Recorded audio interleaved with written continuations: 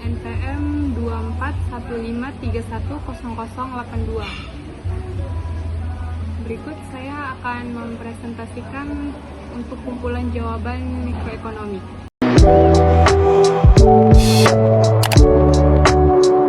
Nah, di pertemuan pertama itu ada beberapa soal. Soal yang pertama itu sebutkan 5 masalah ekonomi yang ada di sekitar Anda. Yang pertama itu ada tingginya angka pengangguran, hutang, kemiskinan, daya beli masyarakat yang rendah, pertumbuhan ekonomi yang rendah.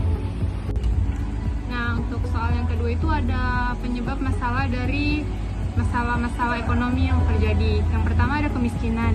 Nah, penyebab masalah kemiskinan itu merupakan akibat dari berkurangnya pendapatan sehari-hari masyarakat.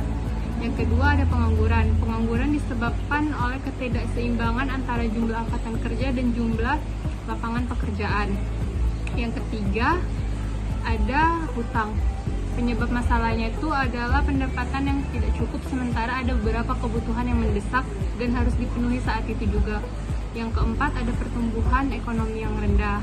Penyebab masalahnya adalah pertumbuhan yang rendah dapat menyebabkan penurunan investasi dan kurangnya kesempatan kerja. Yang kelima ada daya beli masyarakat rendah. Penyebab masalahnya adalah berkaitan dengan pengangguran. Dengan pendapatan yang rendah, pola konsumsi akan berkurang sehingga daya beli masyarakat akan menjadi rendah. Nah, soal yang ketiga itu ada dampak-dampak masalah yang terjadi. Dengan adanya kemiskinan akan banyak kasus seperti putus sekolah.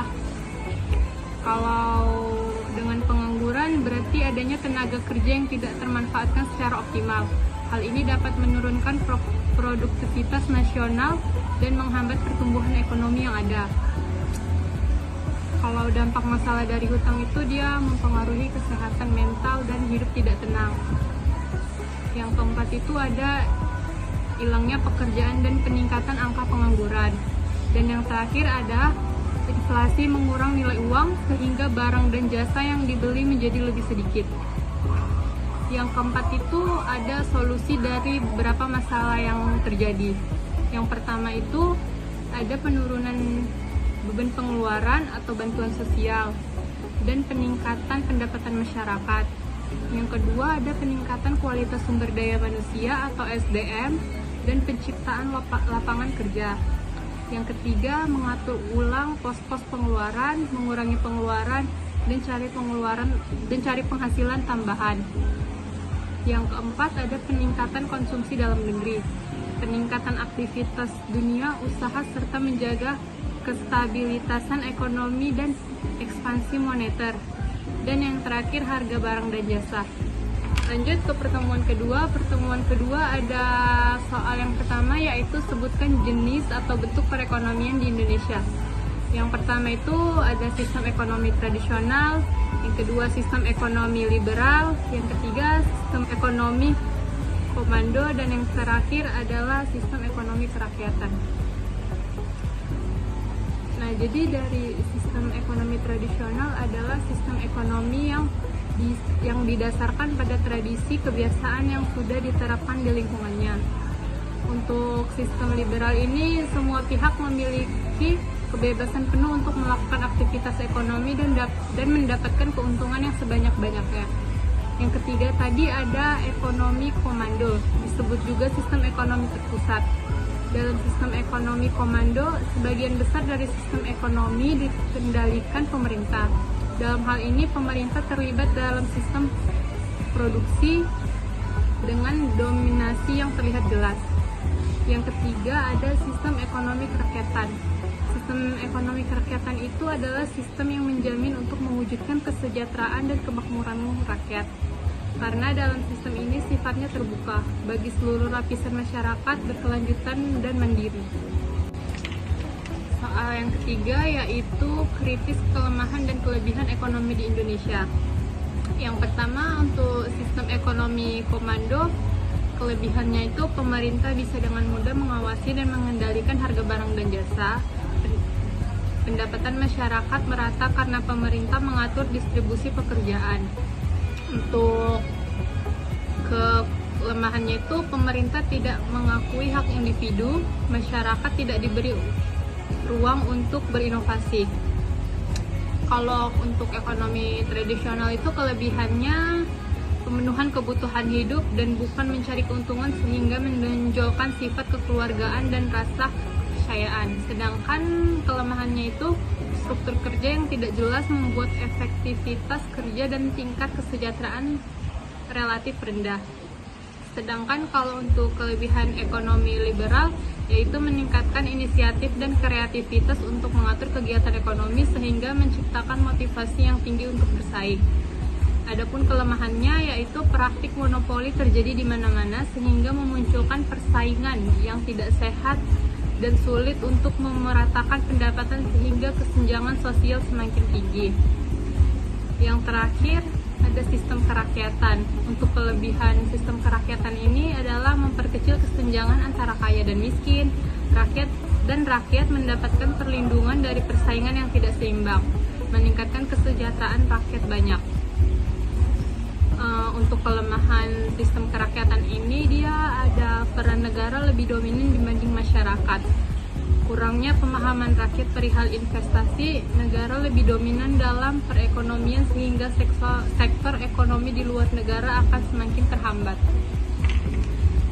Dan soal yang keempat itu, apa yang terbaik bentuk ekonomi Indonesia dan alasan menurut saya. Nah, sistem ekonomi kerakyatan itu lebih cocok untuk di Indonesia karena menerapkan sistem ekonomi Pancasila. Salah satu keunggulannya adalah pengelolaan SDA dan cabang produksi penting oleh negara yang dimanfaatkan sepenuhnya untuk kemakmuran dan kesejahteraan rakyat. Nah, sekarang kita lanjut untuk pertemuan yang ketiga, yaitu amati permintaan terhadap suatu jenis barang di pasar atau dipajak dekat rumah Anda dan buat grafiknya. Untuk grafik nanti akan saya tampilkan. Nah, soalnya itu Dina membutuhkan 1 hingga 5 kotak coklat setiap bulannya. Sehingga ketika harga coklat 20.000 per kotak, Dina hanya membeli 1 kotak. Namun ketika harga coklat turun menjadi 15.000, Dina meningkatkan permintaan coklat menjadi 2 kotak. Begitu pula ketika harga coklat terus turun menjadi 10.000, Dina akan membelinya sebanyak 3 kotak. Di sini saya sudah membuat tabel permintaan dan penawaran. Ketika harga 10.000, demand-nya 100 dan supply-nya 80. Harga 12.500, demand-nya 85, supply-nya 100. Harga 15.000, demand-nya 75 dan supply-nya 120. Kita masuk di pertemuan keempat, yaitu kita disuruh mengamati produk yang ada di pajak atau pasar yang ada di sekitaran kita, dan disuruh buat elastisitas permintaannya. Nah, jadi saya mengambil contoh yaitu harga buah mangga di pasar mengalami penurunan dari 25.000 per kilo menjadi 20.000 per kilo. Sementara itu permintaan di pasar meningkat dari 200 kilo menjadi 350 kilo. Nah, jadi untuk menjawabnya itu kita akan buat seperti diketahui segitiga Q sama dengan 350 kilo dikurang 200 kg sama dengan 150 kg. Untuk segitiga P dari harga awalnya itu 25.000 dikurang menjadi 20.000 sama dengan 5.000. Diketahui P-nya itu 25.000 dan Q-nya itu adalah 200 kg. Jawabannya, rumusnya itu ED sama dengan segitiga Q dibagi segitiga P dikali P per Q. ED-nya terus ED sama dengan segitiga Q-nya tadi 150 per segitiga P-nya 5.000 dikali P-nya tadi 25.000 dan Q-nya tadi adalah 200.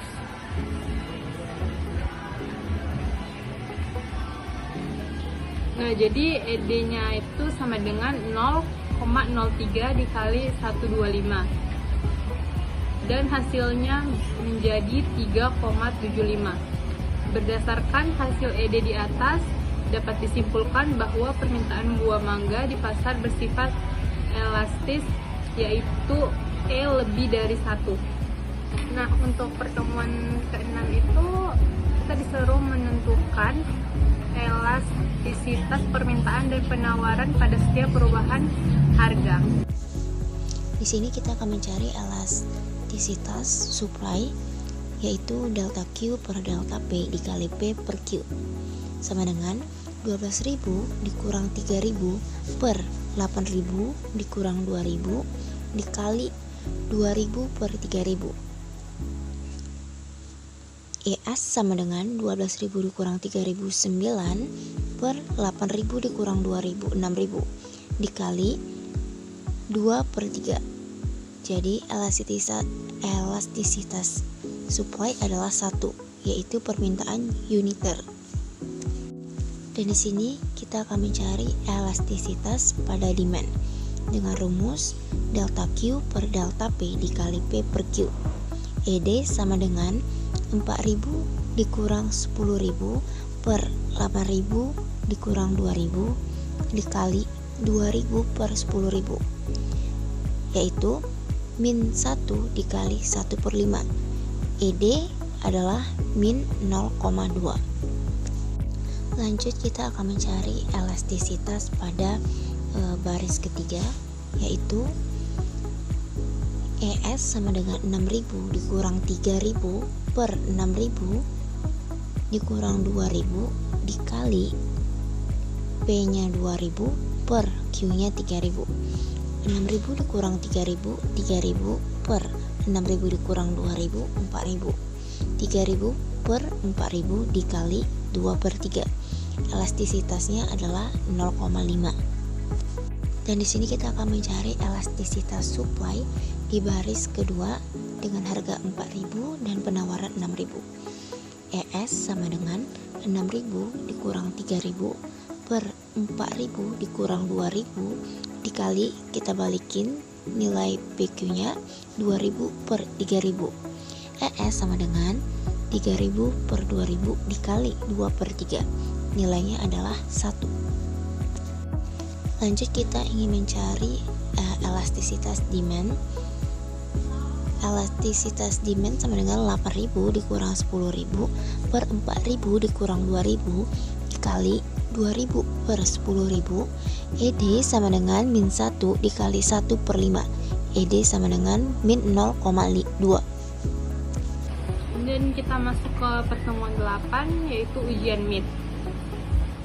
Soal yang pertama itu ada gambarkan secara empiris ekonomi mikro menurut saya sendiri.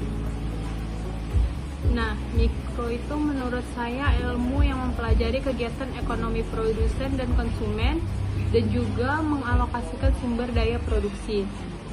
Yang kedua itu buat contoh secara empiris salah satu produk terkait permintaan dan penawaran. Contohnya itu saya beri seperti menjual mochi yang sekarang banyak diminatin. Nah, jadi kita masuk di soal yang ketiga, disuruh membuat data empirisnya. Sebuah toko menjual mochi dengan harga 10.000 per piece dan pelanggan akan membeli 100 piece setiap harinya. Ketika harga menjadi 15.000 per piece, permintaan menjadi turun dan hanya menjadi 70 piece per hari. Dan ketika harga mochi tinggi, tim produksi akan menaikkan produksinya menjadi 120 piece. Ketika harga turun menjadi 10.000 per piece, tim hanya memproduksi 80 per piece. Dan soal yang keempat, buatkan tabel permintaan dan penawarannya. Untuk tabel permintaan dan tabel penawarannya nanti akan saya tampilkan. Kita lanjut ke soal nomor 5, yaitu buatkan elastisitas permintaan dan penawarannya. Untuk menghitung elastisitas permintaannya, yaitu 85 dikurang 100 per 100 dikali 100 sama dengan minus 15%. Sementara untuk perubahan P atau price 12.000 1.500 dikurang 10.000 per 10.000 dikali 100 sama dengan 25%. Elastisitas permintaan sama dengan min 15% per 25% sama dengan min 0,6, yaitu inelastis. Untuk menghitung elastisitas penawaran, perubahan QS sama dengan 100 dikurang 80 per 80 dikali 100 sama dengan 25%. Perubahan P sama dengan 12.500 dikurang 10.000 per 10.000 dikali 100 sama dengan 25%. Elastisitas penawaran sama dengan 25% per 25% sama dengan 1, berarti unit elastis. Pertemuan 11 ada soal yaitu kumpulkan data 10 negara, GDP dan GNP, analisis dan dianalisis pakai tren dan grafik. Untuk tabelnya nanti akan saya tampilkan di slide berikutnya agar lebih mempermudah. Dan untuk grafiknya juga akan saya tampilkan di slide berikutnya. Temuan 12 itu hanya ada satu soal, yaitu kumpulkan data 10 negara terkait data fiskal seperti pajak dan lainnya. Nah, untuk yang pertama itu ada negara Amerika Serikat. Pendapatan pajak mereka itu 16,6% dari PDB. Sedangkan utang pemerintah itu 124% dari PDB. Belanja pemerintah itu mereka fokus pada kesehatan dan infrastruktur. Keseimbangan untuk anggaran mereka itu defisit signifikan. Yang kedua itu ada Jerman. Pendapatan pajak mereka 23% dari PDB dan utang pemerintah mereka 63% dari PDB. Untuk belanja pemerintah mereka dari normalisasi pasca krisis energi, dan untuk keseimbangan anggaran defisit berkurang. Untuk yang ketiga itu ada India, yaitu pendapatan pajak mereka 11 dari PDB, utang pemerintahannya 84% dari PDB. Belanja pemerintah itu mereka dari subsidi energi dan pembangunan infrastruktur. Dan keseimbangan anggaran itu defisit cukup besar. Yang keempat ada Tiongkok. Pendapatan pajak mereka itu sekitar 17% dari PDB. Utang pemerintah mereka 78% dari PDB. Untuk belanja pemerintah mereka dari investasi besar pada infrastruktur dan teknologi. Sedangkan untuk keseimbangan anggaran itu mereka cukup terkendali. Yang kelima ada Brazil. Untuk pendapatan pajaknya mereka sekitar 33% dari PDB. Sedangkan utang pemerintahnya itu 91% dari PDB. Belanja pemerintah yaitu pengeluaran sosial tinggi. Sedangkan keseimbangan anggaran di sana cukup menurun. Yang keenam ada Afrika Selatan, yaitu pendapatan pajaknya sekitar 25% dari PDB, utang pemerintahnya 73% dari PDB, belanja pemerintahnya fokus pada program sosial. Untuk keseimbangan anggarannya di sana standar atau sedang. Selanjutnya ada Rusia. Pendapatan pajak mereka sekitar 15% dari PDB, utang pemerintah sekitar 20% dari PDB. Belanja pemerintah mereka di sana itu stabilitas fiskal terpengaruh sanksi. Untuk keseimbangan anggaran di sana itu hampir seimbang. Selanjutnya ada Australia. Untuk pendapatan pajak mereka sekitar 22% dari PDB. Utang pemerintah mereka sekitar 45% dari PDB. Untuk belanja pemerintah mereka investasi transisi energi. Untuk keseimbangan anggarannya defisit kecil. Selanjutnya ada Arab Saudi. Pendapatan pajaknya sekitar 6. Selanjutnya Arab Saudi. Pendapatan pajaknya sekitar 6% dari PDB. Utang pemerintah sekitar 34% dari PDB. Belanja pemerintah bergantung pada pendapatan minyak. Nah, untuk keseimbangan anggaran, surplus anggaran. Yang terakhir ada Kanada. Untuk pendapatan pajak mereka sekitar 18% dari PDB, utang pemerintah sekitar 98% dari PDB. Untuk belanja pemerintah, layanan publik, atau investasi hijau. Nah, untuk keseimbangan anggaran mereka defisit sedang. Nah, untuk yang terakhir tuh berhubung pertemuan 14, 15, dan 16 itu soalnya sama, jadi jawabannya akan saya rangkum aja di dalam satu jawaban. Yang pertama itu ada jelaskan tugas Bank Sentral Indonesia. Nah, tugasnya itu menetapkan dan melaksanakan kebijakan moneter.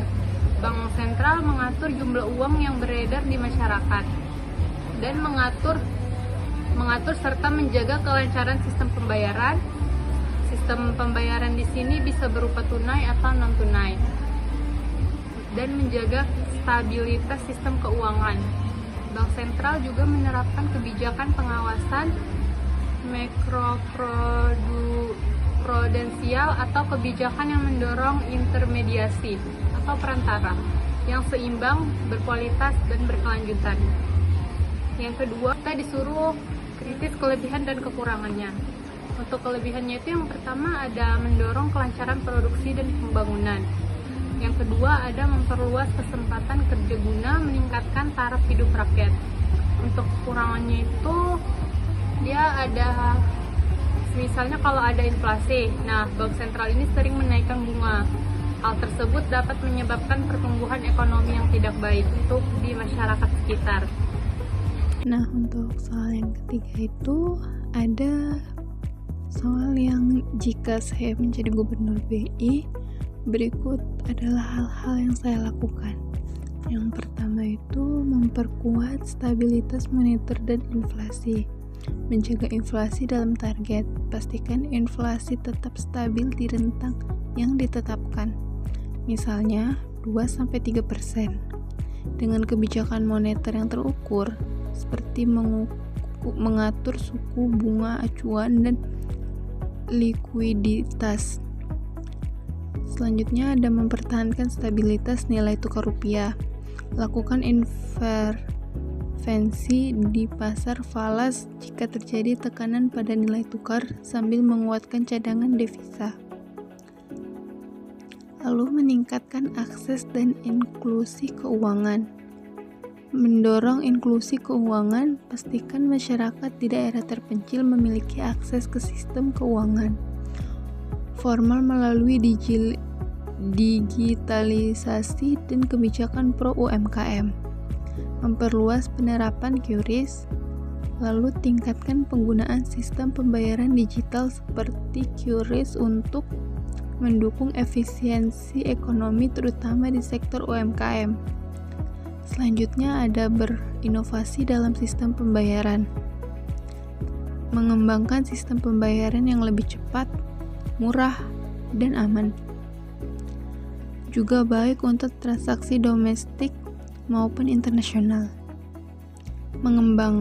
Mendukung pengembangan mata uang digital bank sentral atau central bank digital untuk memperkuat ekonomi digital. Terima kasih, itu hasil presentasi dari tugas-tugas mikro yang diberikan kepada saya. Assalamualaikum warahmatullahi wabarakatuh.